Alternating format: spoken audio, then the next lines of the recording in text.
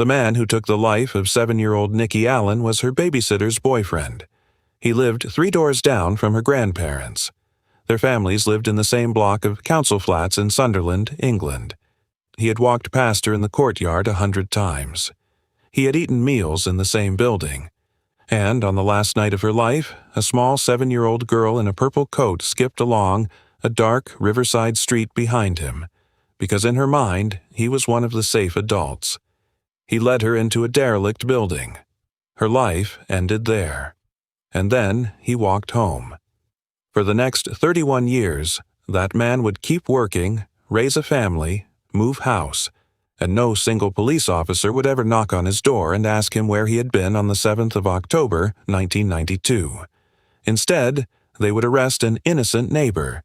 They would question him for 3 days.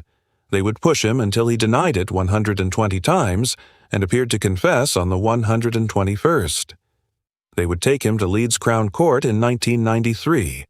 They would lose the case in front of a horrified public gallery. And when it was over, they would announce they were not looking for anyone else.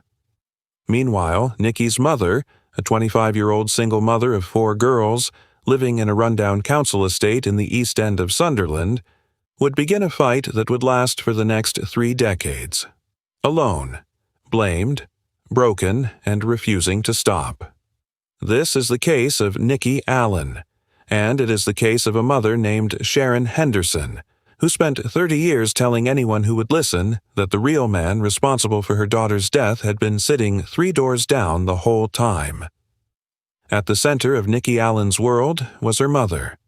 Sharon Henderson was only 25 years old in the autumn of 1992. She was raising 4 daughters on her own, in a council flat in a place called Ware Garth, on the eastern edge of Sunderland. She had no money. Her partner was gone. Her days were long and her nights were longer, and her youngest daughter, Nikki, was the small, freckled 7-year-old center of her life. Small for her age, shy, bright, in her mother's words, sparky, a little girl who was always smiling, always a mammy's girl. Ware Garth was a rundown council estate in the East End of Sunderland, close to the docks. The kind of place where children played outside long after dark because that was still what children did in that town in that year. Nikki's father, David Allan, lived apart from Sharon but was still involved. Her grandparents lived on the same block, several floors up. On the evening of her final day, Nikki spent time at her grandfather Richard's flat, the way she often did. There were 2 other men in that same block of flats you have to hold in your mind. The first was a 24-year-old named George Heron. He had recently moved in with his sister. He was quiet. He kept to himself.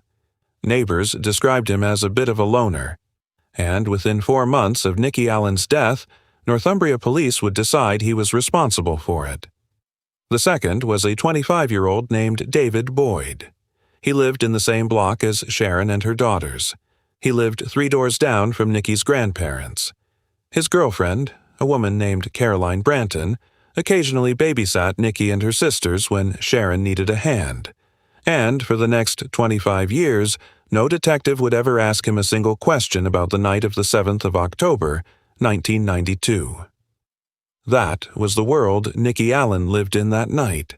By 11 the next morning, that world would be over. It was a cool Wednesday evening. Nikki had been playing outside earlier in the day. She had spent time at her grandfather Richard's flat in the same block. Her mother was at home. Her sisters were around. She was wearing a purple coat. Under it, a green t-shirt. She had leggings on, and she was wearing a pair of small red kicker's shoes. Sometime shortly before 9:45 that night, Nikki was seen alone outside the Boar's Head pub, a small pub just across from Ware Garth. That is the last moment we can say for certain that she was by herself. Around a minute later, an adult stepped into the picture. He was a young man, tall, clean-shaven, white, in his mid-20s, and Nikki, a 7-year-old girl who had in that moment no reason at all to be afraid, began walking with him. The route they took can be reconstructed now, 32 years later, only in fragments. They walked along Low Street, which skirts the River Ware. They passed the McFish factory. They passed the Roseline bonded warehouse. Ahead of them stood a large, crumbling, derelict industrial building on the corner of High Street East. It had once been an office building called the Old Exchange. In 1992, it was empty, boarded up, and used by drug users and drifters as a shelter. It was 300 yards from where Nikki lived.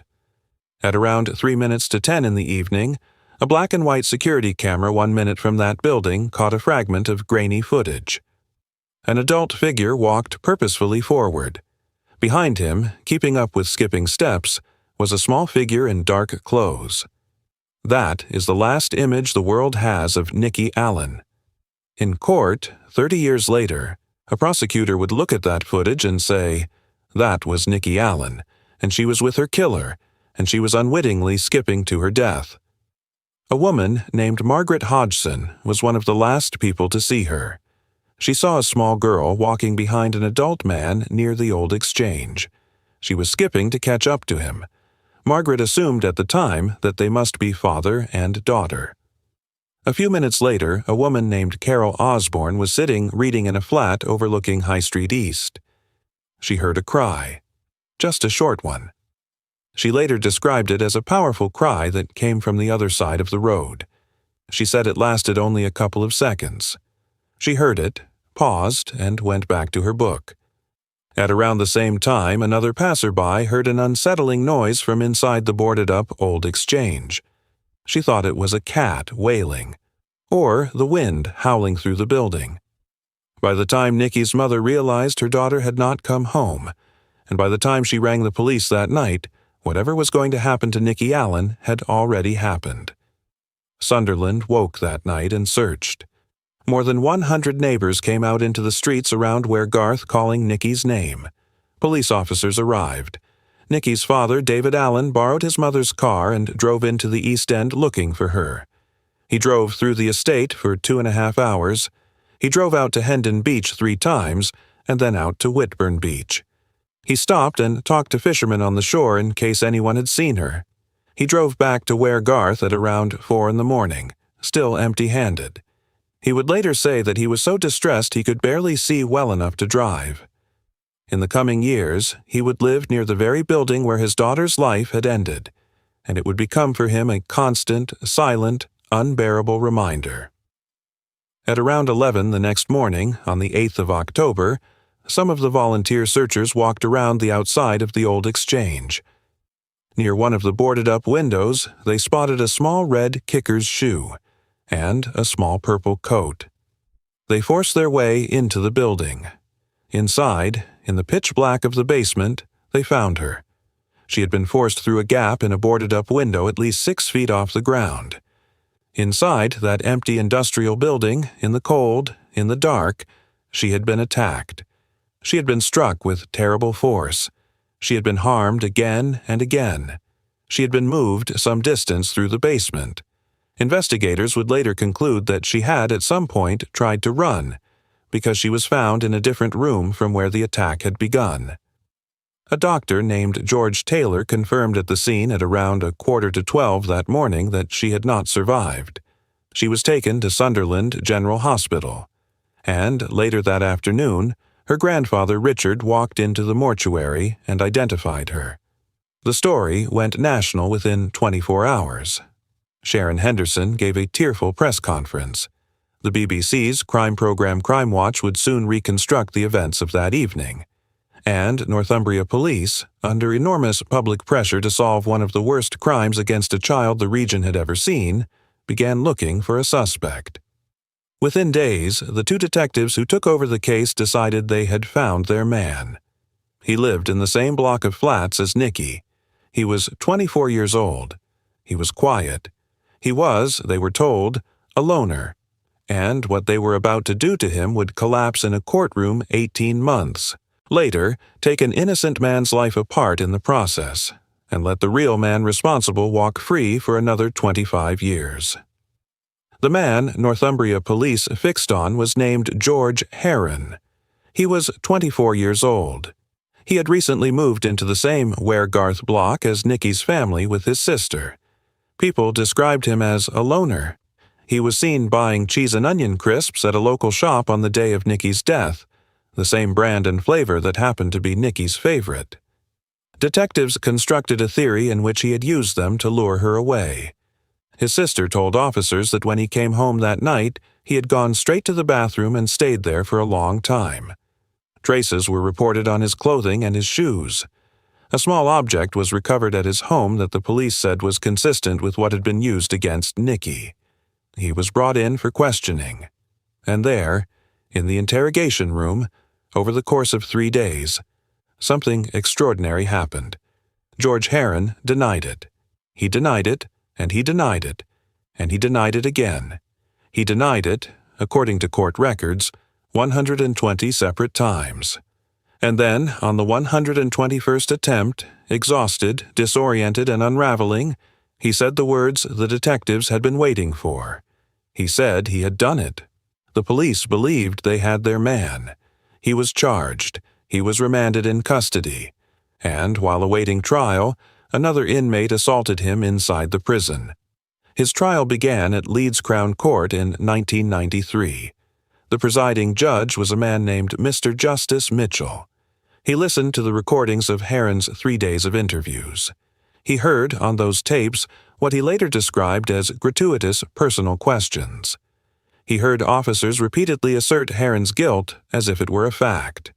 He heard tactics that he described in his ruling as oppressive and heavy-handed, and on that basis he ruled the entire confession inadmissible.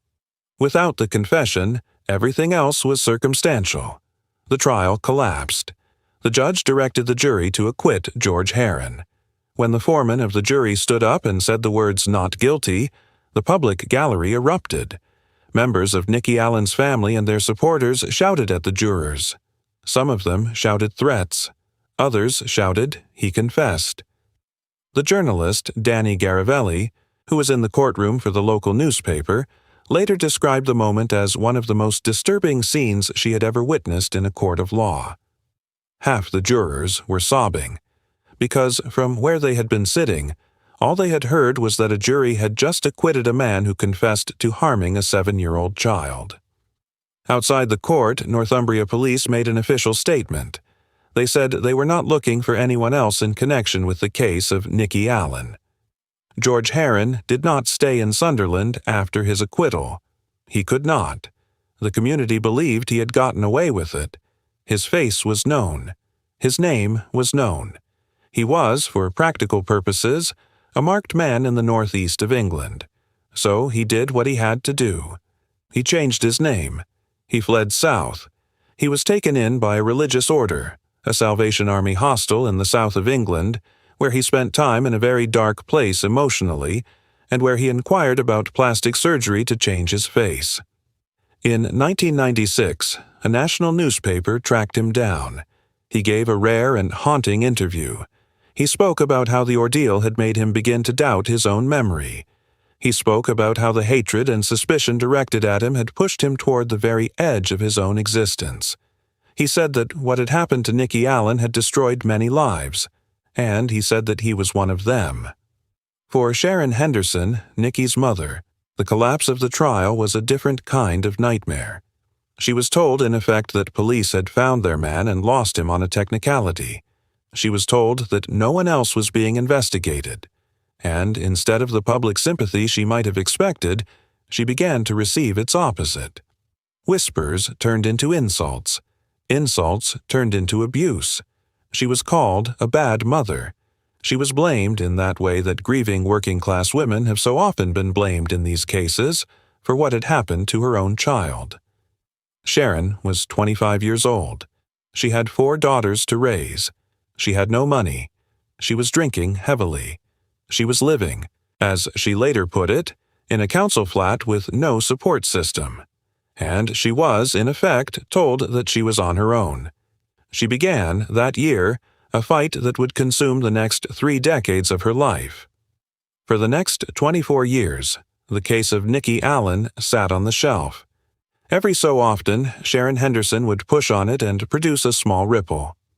In 2014, When a Sunderland offender named Stephen Grieveson was arrested on suspicion of involvement in Nikki's death, Sharon allowed herself to hope briefly.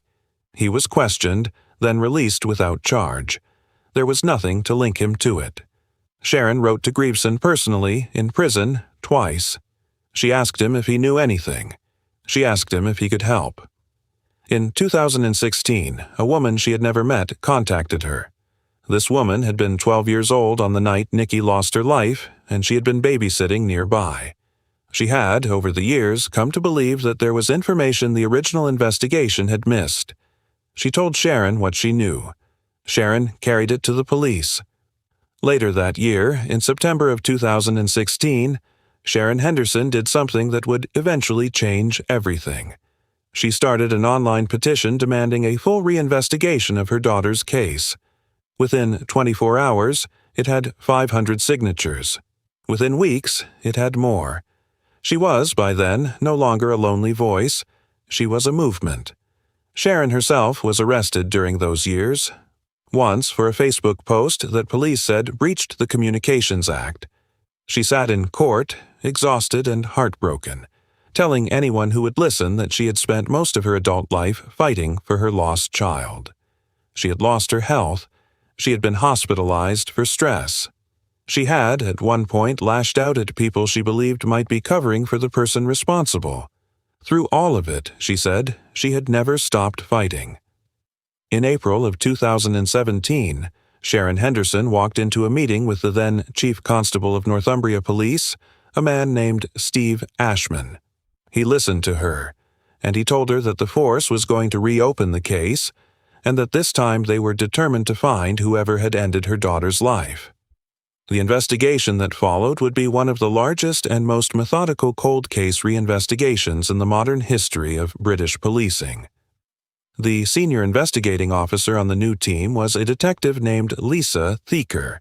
She was patient, she was methodical, and she believed, as her forensic team believed, that if there was any chance of solving this case, it lay in the microscopic traces still preserved on Nikki Allan's clothing. A forensic scientist named James Chapman was central to what came next. He had first been consulted about the case in 2013, and now, from 2016 onward, he was systematically retesting every fiber and every trace on every item that had been kept in police storage for a quarter of a century. His technique was clinical. He asked himself where an attacker would have had to touch Nikki in order to lift a small 7-year-old girl through a boarded-up window 6 feet off the ground. The answer was her hips, her underarms, her collar. He tested those specific areas. He avoided the parts of her clothing where testing conditions would have made contamination most likely. And in doing so, he found something. He found low-level traces of DNA belonging to a man. That DNA had been sitting on Nikki Allan's t-shirt and leggings for 25 years, and nobody until then had known how to see it. But a profile is not a name, and so the team, working under Detective Superintendent Thieker, made a decision that would define the reinvestigation. They would collect DNA samples from every man they could reasonably identify as having lived in Sunderland in the autumn of 1992. Detectives traveled the length and breadth of the country. They knocked on doors, they took swabs, they took witness statements by the thousand. They produced a paper trail that ran to 2,500 documents, and they eliminated men, one by one. Over the course of the investigation, the number of DNA samples they collected reached 800. The judge who would later sentence the man responsible would describe all of this as a Herculean effort. It was a phrase that fit. Then, on the 4th of October, 2017, 25 years almost to the day after Nikki's life ended, a detective knocked on the door of a man in Stockton-on-Tees. The man's name was David Boyd. He gave a routine DNA sample. That sample was sent for testing, and it was a match. David Boyd had not been an unknown quantity to the original investigation. When police had circulated an artist's sketch of the man seen with Nikki that night in 1992, Boyd's name had actually been given to them by members of the public. He was, they were told, one of more than 100 local men who bore a resemblance to the drawing. Boyd himself had been spoken to by officers at the time, but only as a witness, only after George Heron had already been charged. Officers described him then as a helpful neighbor. He had lived in the same block of flats as Nikki. He had lived 3 doors down from her grandparents. His girlfriend, Caroline Branton, had been Nikki's babysitter. She and Nikki had eaten meals together. The little girl knew him well. That is why, in the CCTV footage of her final walk, Nikki was skipping. It was not to catch up with a stranger. She was skipping to keep up with a familiar face. Boyd also knew the old exchange building intimately. Detectives now uncovered something troubling. In the days before that night in 1992, Boyd had taken another young boy into that same abandoned building through that same boarded-up window. His stated purpose at the time had been to show the child pigeons. And then there was the history. When investigators dug into Boyd's past, they discovered a decades-long pattern of deeply concerning behavior in public spaces, along with prior criminal convictions involving young people. Probation reports further revealed that he had previously admitted to severe, uncontrollable impulses that authorities had failed to connect to the Ware Garth case. None of this had ever led anyone in Northumbria Police to type his name and Nikki Allan's into the same case file until nearly a quarter of a century after she was gone. In April of 2018, police officers arrived at his home at Chesterton Court in Norton, near Stockton-on-Tees. Body-worn camera footage captured the moment. David Boyd came to the door shirtless, holding a small dog. He was told he was being detained. He was calm. And the first words out of his mouth, according to Detective Superintendent Thieker, were, "What evidence have you got?" She later remarked dryly that this was not the natural first question of somebody who was innocent. The trial of David Boyd began at Newcastle Crown Court on the 20th of April, 2023. The judge was Mrs. Justice Christina Lambert. The prosecutor was a senior barrister named Richard Wright, King's Counsel. The prosecution's case rested on 3 pillars. The first was the DNA. Wright walked the jury through James Chapman's careful, painstaking work. Traces of Boyd's genetic profile had been found on Nikki's clothing in 3 specific locations: under her right arm, on the collar of her t-shirt, and on the waistband of her leggings.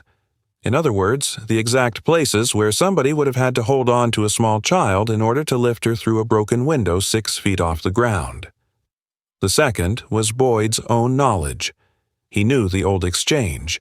He knew the boarded-up window. He had, days before, taken another child through that same window. The third was Boyd's history.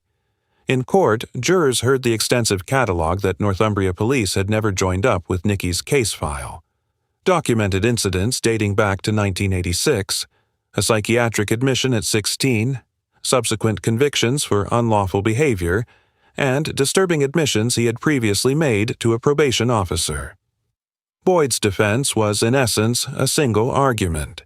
His barrister argued that the DNA evidence was circumstantial. Boyd himself had told police back in the interview room that he had been standing on his balcony that night. Maybe, he suggested, some of his DNA had drifted downward through the air. Maybe it had landed on Nikki as she walked past. Maybe she had touched it herself and transferred it to her own clothes. Richard Wright dismantled the theory in front of the jury. A trace drifting off a balcony, he said, cannot land under a child's arm and on the waistband of her leggings. It can only get there if a man has physically lifted her. David Boyd did not take the witness stand in his own defense. On the 12th of May, 2023, a jury of 10 women and 2 men retired to consider their verdict. 2.5 hours later, they returned. They found David Boyd responsible for what had happened to Nikki Allan. 11 days later, on the 23rd of May, he was sentenced. Mrs. Justice Lambert addressed him directly. She told him what those last moments must have been like for a 7-year-old child. The darkness, the confusion, the terror of seeing a familiar man turn on her. Her fear, the judge said, as she saw you coming toward her in the dark, is unimaginable. She sentenced him to life in prison.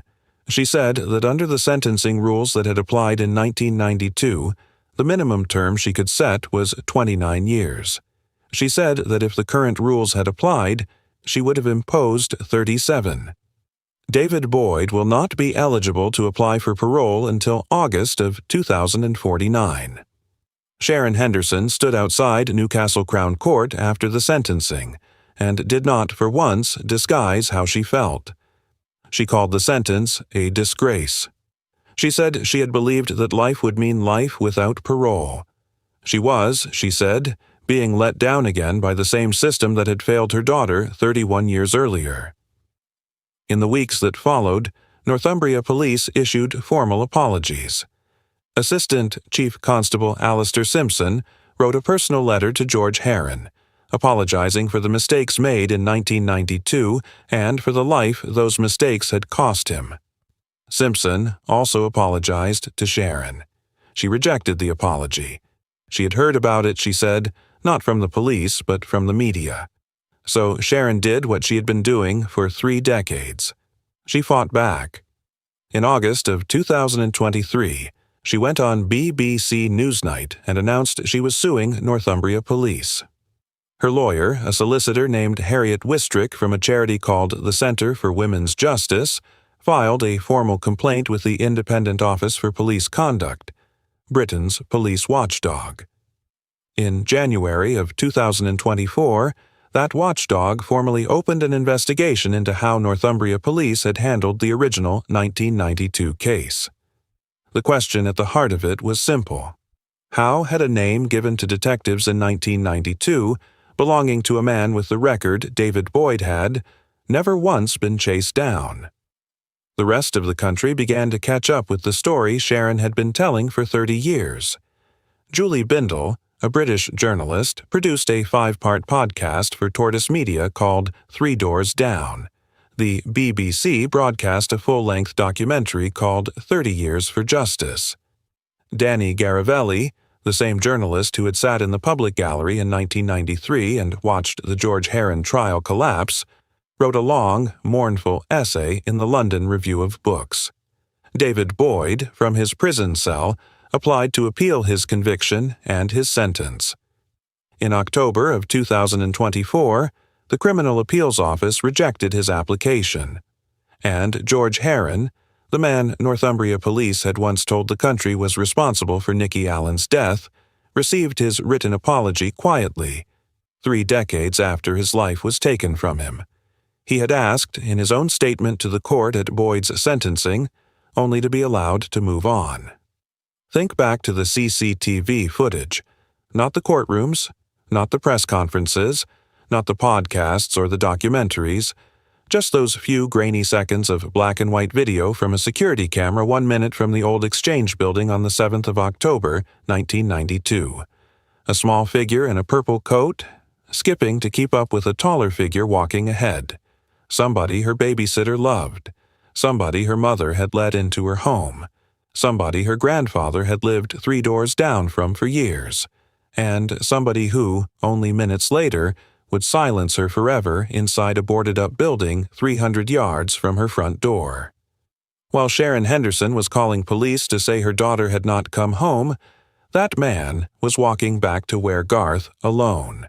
And for the next 31 years, that is what he kept doing, walking through his own life, being spoken to as a witness, being logged as helpful, being given the benefit of every doubt. It took a mother who refused to be quiet. It took a science that did not exist when Nikki lost her life. It took a detective willing to knock on 800 doors.